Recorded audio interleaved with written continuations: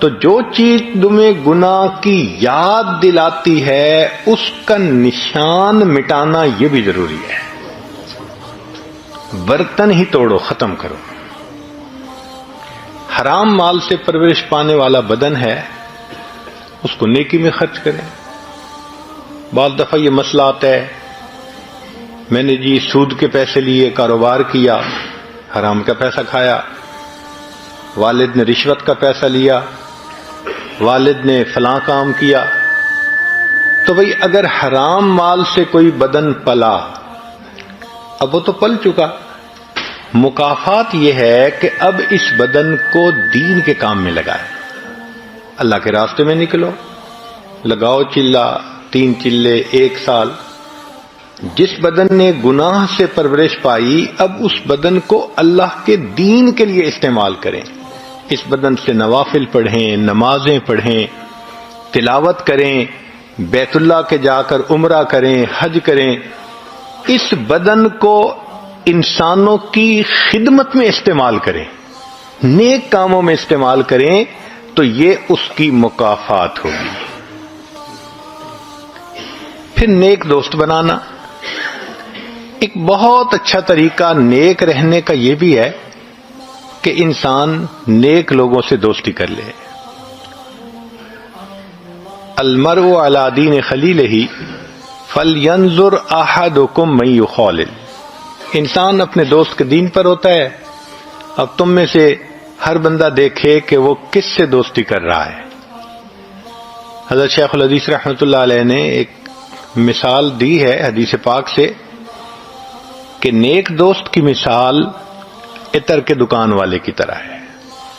Perfume کی دکان ہے کسی دوست کی، آپ اس کے پاس جا کر بیٹھیں گے تو یا تو وہ پرفیوم کی شیشی ہی دے دے گا، نہ دی تو جب تک بیٹھیں گے خوشبو تو آئے گی.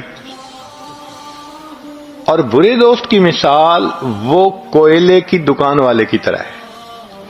جا کے بیٹھیں گے یا تو دے گا تو کوئلے ملیں گے، نہ بھی دیے تو کوئلوں کی سیاہی تو کپڑوں کو لگے گی ہی صحیح.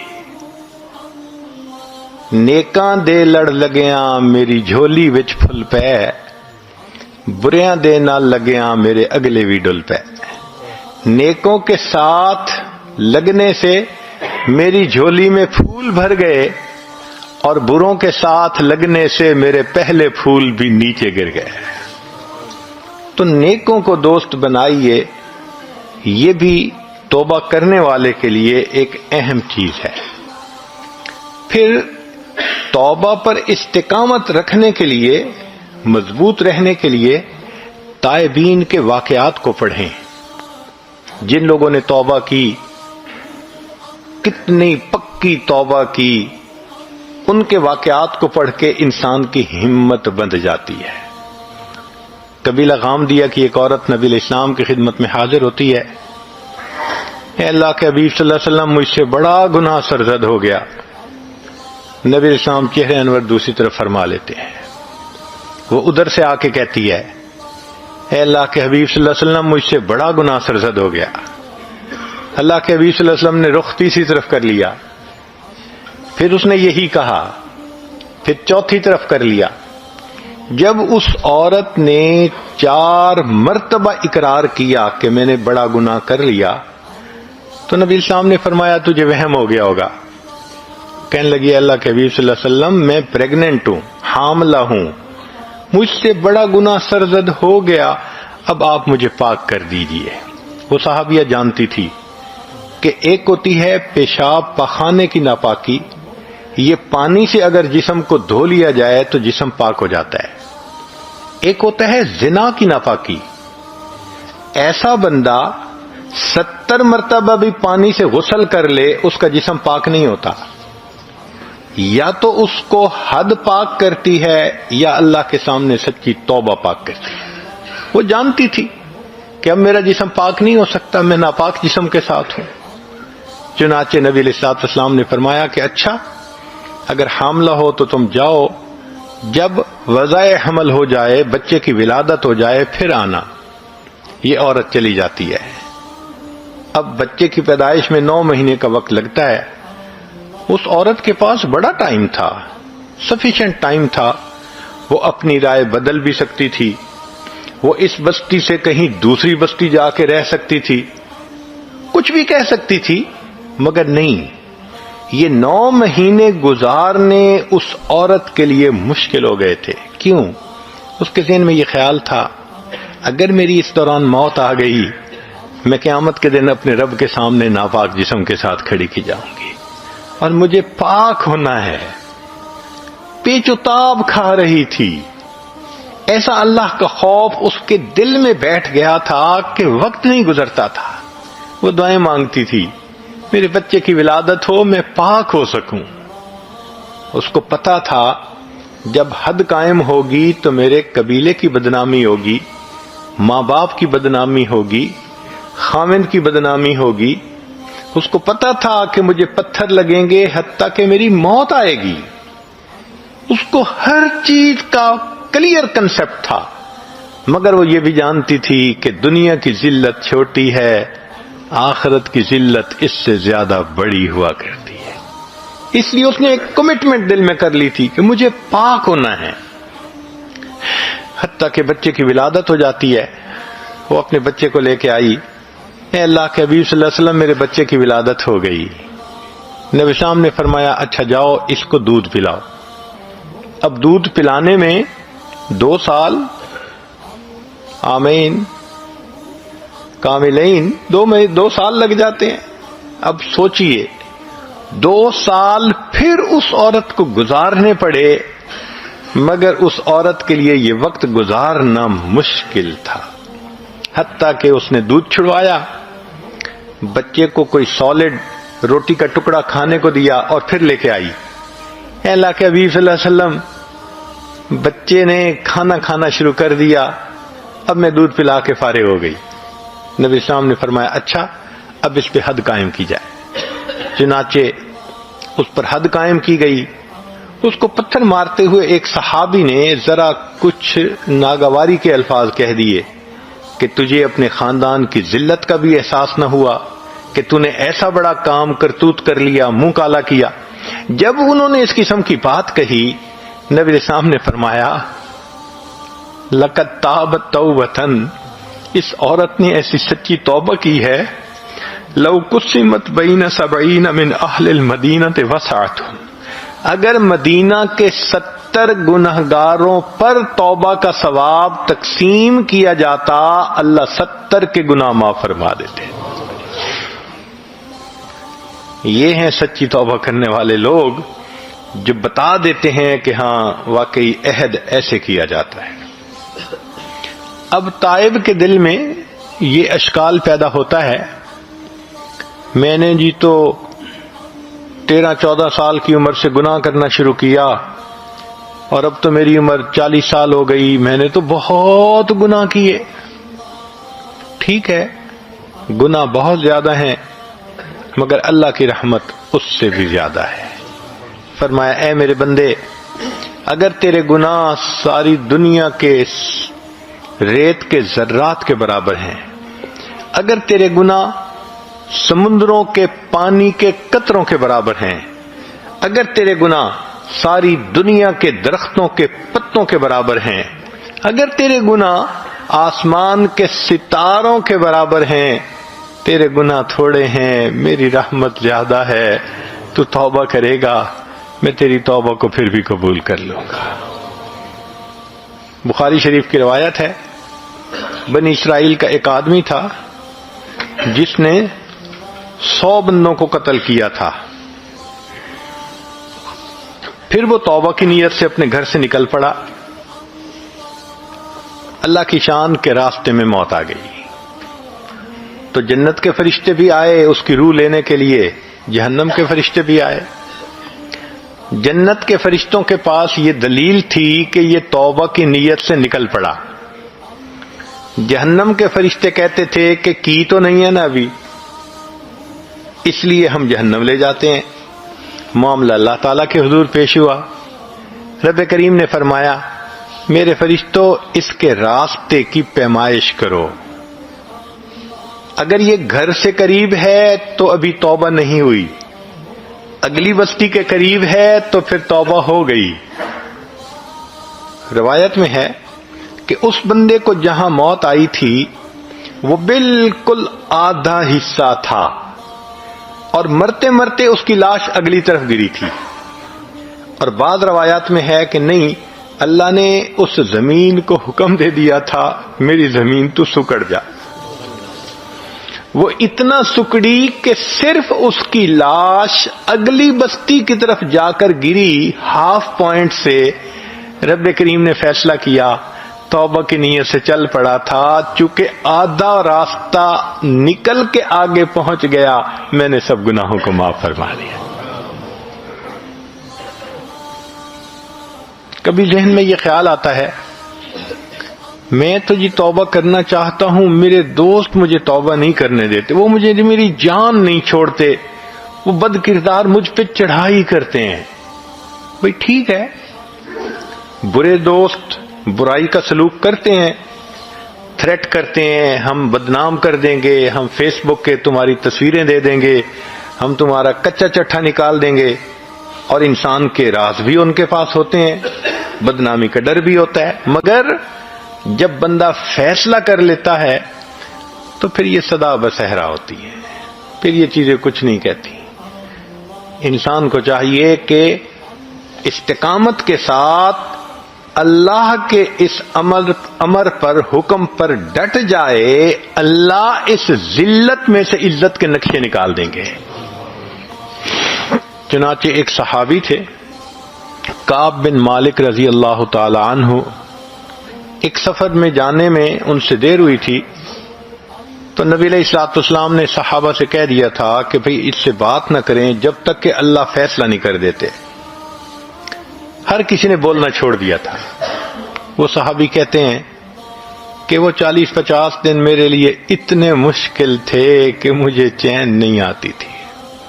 مجھے ذہن میں یہ خیال آتا تھا اگر اس حالت میں میری موت آ گئی کہ نبی علیہ السلام مجھ سے نہیں بات فرما رہے تو قیامت کے دن میں کیا چہرہ لے کے اللہ کے سامنے جاؤں گا۔ اور کبھی یہ خیال آتا تھا کہ اگر اس دوران اللہ کے حبیب صلی اللہ علیہ وسلم نے پردہ فرما لیا پھر میرا کیا بنے گا۔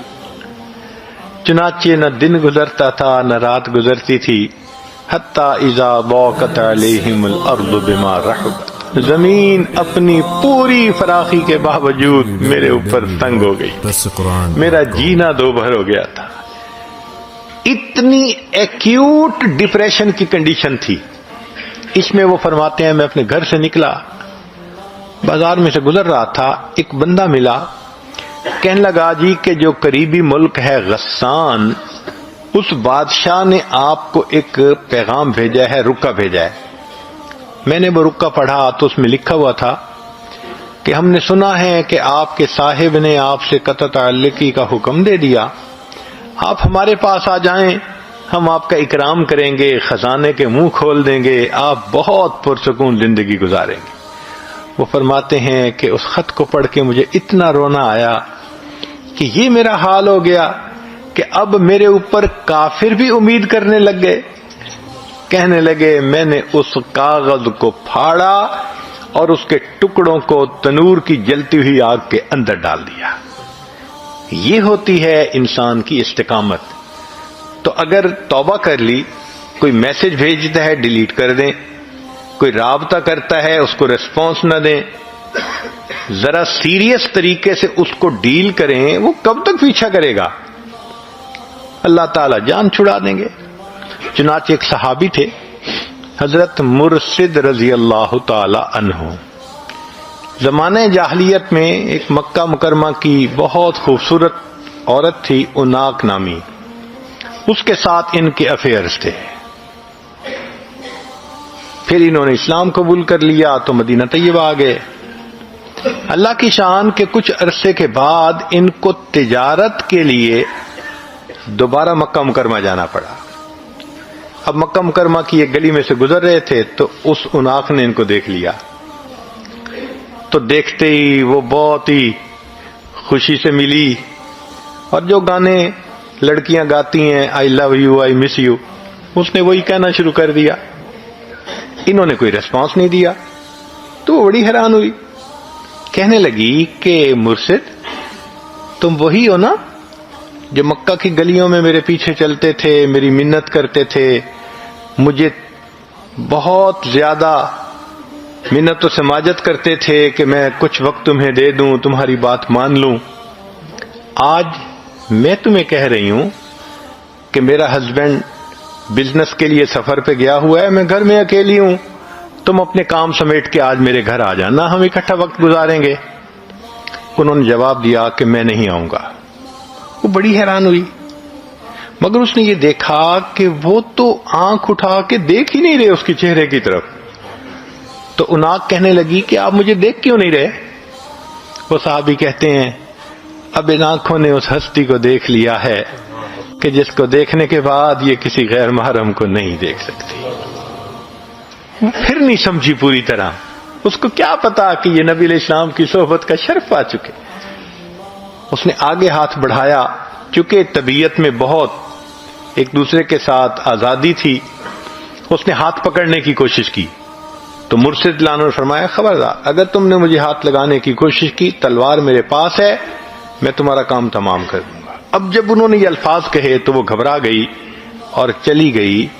جس طرح اس صحابی نے گناہ کی دعوت دینے والی اس خوبصورت لڑکی سے ڈیل کیا, آج توبہ کرنے والے کسی بھی مرد اور عورت کو اس طرح بد کردار لوگوں سے ڈیل کرنے کی ضرورت ہے.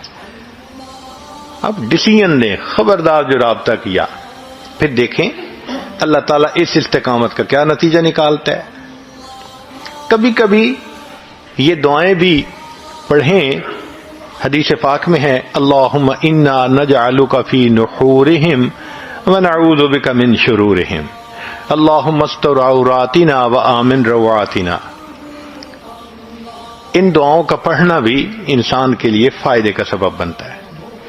کبھی ذہن میں یہ خیال آتا ہے کہ گناہ تو میں نے چھوڑ دیا, لیکن پچھلی یادیں عذاب ہیں میرے لیے. واقعی یہ ایک پریکٹیکل پریشانی ہے جو توبہ کرنے والے کو پیش آتی ہے. اتنی میموریز ہوتی ہیں, نماز میں بھی وہی خیال, اٹھتے بیٹھتے وہی خیال, ذہن سے خیال ہی نہیں نکلتا. تو بھئی ہمارے لیے ان یادوں کو بھولنا مشکل ہے, اللہ تعالیٰ کے لیے ان یادوں کو بھلا دینا تو بہت آسان ہے. تو اللہ سے دعا مانگیں, 2 رکعت نفل پڑھیں, اللہ تعالیٰ ایسے یادیں ذہن سے نکال دیں گے کہ کبھی بھولے سے بھی خیال نہیں آئے گا.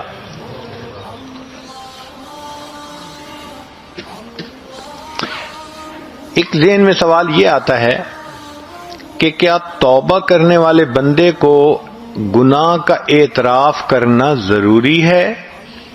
جواب جی ہاں, گناہ کا اعتراف اللہ رب العزت کے سامنے کرنا ضروری ہے. چنانچہ نبی علیہ الصلوۃ والسلام نے دعا سکھائی جس میں ہے ابوء لک بنعمتک, اے اللہ میں آپ کی نعمتوں کا بھی اعتراف کرتا ہوں, وابوء بذنبی, اور میں اپنے گناہوں کا بھی اعتراف کرتا ہوں. تو گناہوں کا اعتراف تو کرنا ہی پڑتا ہے, دنیا میں کر لے تو بہت بہتر, ورنہ جہنم میں جا کے تو ہر بندہ کے اعتراف کر لے گا. قرآن مجید میں ہے کہ جہنمی جب جہنم میں جائیں گے تو فرشتے حیران ہو کے پوچھیں گے ما جاءکم النذیر, تمہیں کوئی سمجھانے والا ڈرانے والا نہیں آیا تھا؟ قالوا بلی قد جاءنا نذیر, کہیں گے ہاں آئے تو تھے سکھانے والے, سمجھانے والے, ڈرانے والے, ہم نے ان کی بات پہ توجہ ہی نہیں کی, ہم نے کہا کوئی چیز نازل نہیں ہوئی, فلاں نہیں فلاں نہیں, اور آخر پر نتیجہ نکالیں گے لو کننا نسمع, اے کاش اگر ہم سنتے ان کی بات, او نعقلو, یا ہمارے اندر عقل کی رتی ہوتی, ما کننا فی اصحاب السعیر, ہم دوزخ میں جانے والوں میں سے نہ بنتے. فاعترفوا بذنبہم فسحقا لاصحاب السعیر, اللہ فرماتے ہیں اپنے گناہوں کا اعتراف کریں گے اس وقت. تو بھئی یا تو دنیا میں اعتراف کر لیں اللہ کے سامنے تنہائی میں بیٹھ کے اور معافی مانگ لیں, ورنہ پھر جہنم میں جا کے تو ہر بندے کو اعتراف کرنا ہی پڑے گا.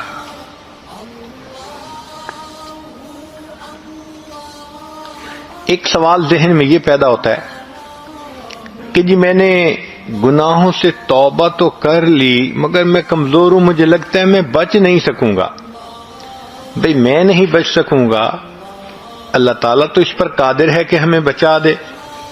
تو اللہ سے دعا مانگیے، اللہ سے مدد مانگیے.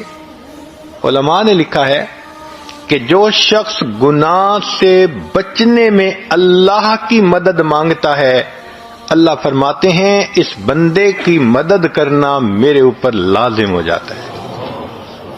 اللہ پر کوئی چیز لازم نہیں ہے، مگر سمجھانے کی خاطر یہ لفظ استعمال ہوا ہے کہ اللہ فرماتے ہیں کہ یہ مجھ سے مدد مانگ رہا ہے. اور نقطہ انہوں نے یہ نکالا کہ دیکھیں تسمیہ میں اللہ رب العزت نے ذاتی نام بھی استعمال کیا، صفاتی نام بھی استعمال کیے. سبحان، جیسے بسم اللہ الرحمن الرحیم، اللہ کا نام بھی ہے، یہ اسم ذات کہلاتا ہے. اور رحمان اور رحیم یہ صفاتی نام ہے. مگر تعوذ میں اللہ نے صرف اسم ذات کو استعمال کیا ہے. اعوذ باللہ من الشیطان الرجیم. ایسے نہیں ہے جیسے بسا اوقات قراء پڑھتے ہیں اعوذ باللہ السمیع العلیم من الشیطان الرجیم. نہیں، ایسے نہیں ہے. اللہ نے صرف اسم ذات کو استعمال کیا. کیوں؟ صفاتی نام سے کنفیوژن ہو سکتا ہے. اب جیسے اللہ کے صفاتی نام ہیں وہ کئی مرتبہ مخلوق کے لیے بھی استعمال ہوتے ہیں. اللہ سمیع اور بصیر ہیں، انسان کو بھی فرمایا فجعلناہ سمیعا بصیرا. اللہ تعالیٰ رؤوف الرحیم ہے، اللہ نے اپنے حبیب صلی اللہ علیہ وسلم نے فرمایا بالمؤمنین رؤوف الرحیم. تو صفاتی نام میں یہ شائبہ ہو سکتا ہے کہ اس نے اللہ کو پکارا ہے یا یہ صفت رکھنے والے کسی اور کو پکارا ہے. اللہ نے تعوذ میں صفاتی نام ہی نہیں رکھا، فرمایا میرے بندے تم میرے دشمن شیطان سے بچنا چاہتے ہو نا، میں اپنا ذاتی نام رکھتا ہوں، بائی نیم تم مجھے پکارو گے، میں پروردگار تمہاری حفاظت کر کے دکھاؤں گا.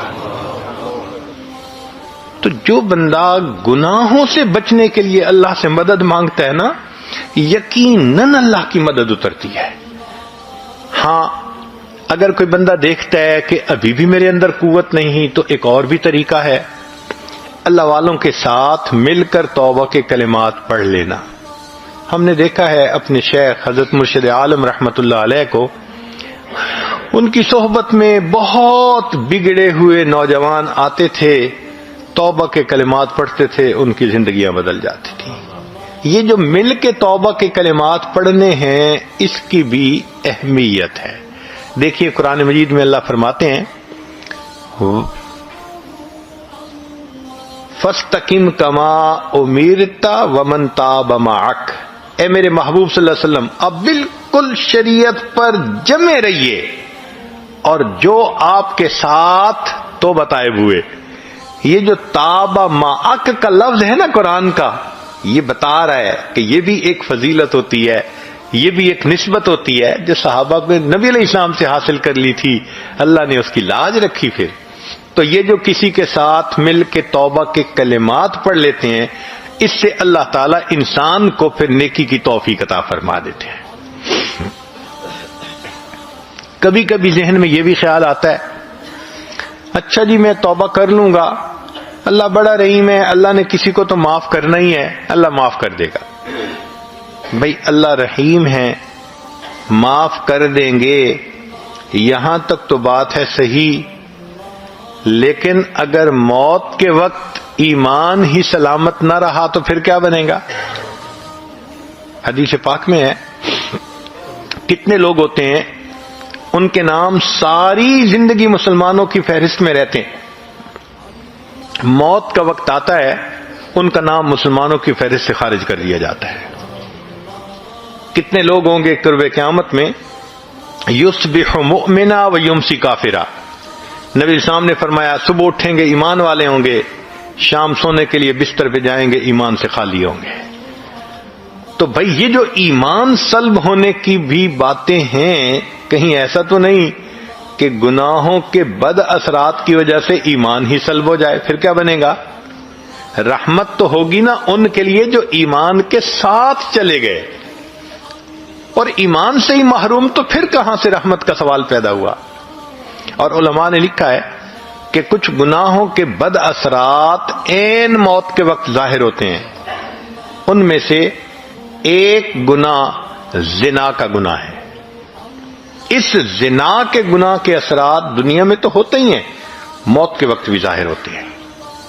میں نے ایک مرتبہ حضرت مرشد عالم رحمۃ اللہ علیہ سے یہ بات پوچھی، حضرت میں چھوٹا بھی ہوں، کم علم بھی ہوں، ناسمجھ بھی ہوں، تو مجھے کچھ باتیں نہیں سمجھ میں آتی، آپ اگر اجازت دیں تو میں آپ سے پوچھ لیا کروں.